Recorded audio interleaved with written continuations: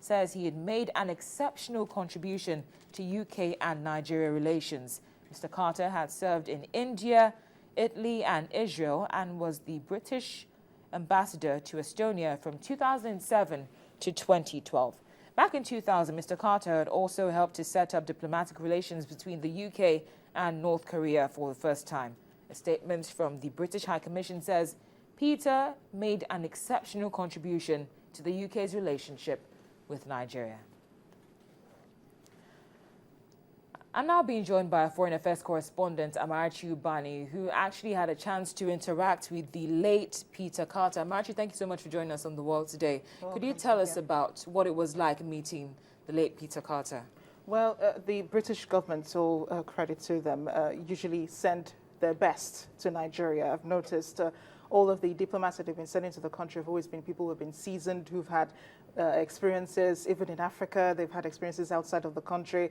There are people who understand diplomacy well, who know the topics that they should be talking on, and the topics that are very sensitive. And when Peter Carter came in, one of the first interviews I had with him, he was very particular about what to ask him, like most of them are. But he was also very well, he made concessions a few times. He had said, okay, I will not talk about this, I will not talk about this. But at the end of the day, when I did ask him those questions on camera, he was very gracious with his answers. He was a very, he chose his words, of course. Nigeria is going through a very sensitive period. The issue of Boko Haram, security, and so on. So he did choose his words very well, and he had good relations with Nigerians, even in the country, the NBA, Nigerian Britain Association. He was a very good friend of the house. Even here in Channels Television, we'd hosted him a few times.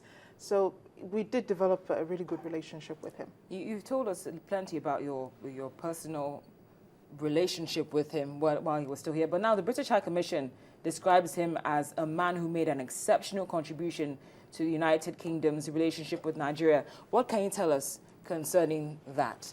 Well, I know that during Peter Carter's, the late Peter Carter's tenure as Deputy High Commissioner, there were a lot of high-profile visitations from the UK.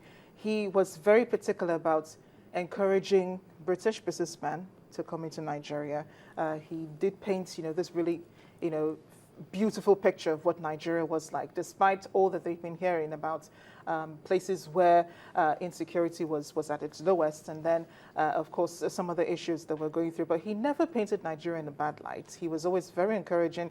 There were many meetings. There were many bilateral meetings. There were many companies coming in. A lot of British companies did come into Nigeria because of Peter Carter. He was the one that was the middleman, mediating between them and the Nigerian business people. He had great relations with the Lagos state government and did so many works with them. I remember that the last one I think I did attend was a meeting in which he invited some businessmen who came in from other parts of the UK, not just Britain, other parts of the UK, and they met with people in the oil sector. So Peter was, he was that person who always painted. And then I'd asked him several times, I said, okay, you have a lot of British business people who are coming to do business in Nigeria. You're saying they should come and invest. There's a lot of opportunities for them to do business. But what about us? How are you paving the way for us to come into Britain to also do business? And he said, he's really very much, interested in that. It was during Peter Carter's time, of course, that some visa regulations were also changed.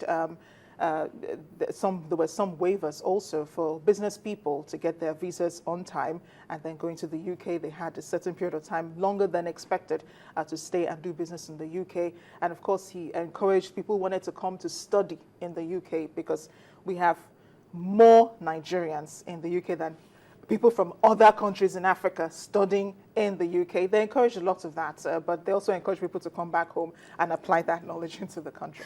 Well, honestly, with everything you said, I feel left out knowing that I didn't get a chance to meet Peter Carter. But thank you so much for joining us on the program today. I've been speaking with our Foreign Affairs correspondent, Amarachi Ubani. She's been telling us about the late Peter Carter, who passed on today.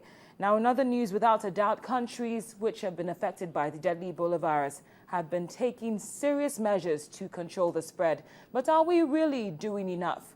Well, if we are to go by the advice of the United Nations, the answer would be a capital no. In actuality, the United Nations is calling for a more accelerated response to the virus, while Centers for Disease Control and Prevention says now is the time to act, as there's a window of opportunity to tap down the spread. It is by far the worst outbreak in 40 years. Hence, it shouldn't come as a surprise that the United Nations is calling for a surge in efforts to combat the current outbreak of Ebola. At a briefing at UN headquarters in New York, the UN Senior Coordinator, Dr. David Nabarro, urged a stronger response as efforts to control the disease currently lag behind its spread. The outbreak is advancing ahead of us. It's accelerating ahead of us.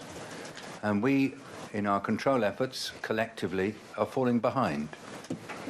And the more we fall behind, and the more the outbreak accelerates ahead of us, the harder it is to overtake it and to control it. And so that's why we're talking now about a major surge in the response, and why we want to see that surge in place quickly so that we can get back in line with the outbreak and ahead of it as quickly as possible. World Health Organization Director General Dr. Margaret Chan also attended the briefing, and according to the latest official data, the number of Ebola cases in Guinea, Sierra Leone and Liberia exceeds 3,500, and 1,500 of those have resulted in death. It is important for the scientific community to come together and look at, under this very unprecedented situation, it is based on the escalation, the WHO will most likely hold special sessions as soon as possible in Geneva, Switzerland, to discuss the potential spread of the disease. During that meeting, scientists will also likely examine the vaccines and experimental medicines and make preparations for their large-scale production. More than 120 health workers have died during the Ebola outbreak amid shortages of equipment and trained staff in the region. That is nearly a tenth of the total 1,550 killed by the disease, mostly in Liberia, Sierra Leone and Guinea. The WHO and other international bodies are scrambling to support fragile healthcare systems in some of the world's poorest countries, but so far, additional staff and resources have been slow to arrive on the ground. And that's how we leave it on The World today. Thank you so much for watching. I'm Cynthia Are. Up next is Sports News.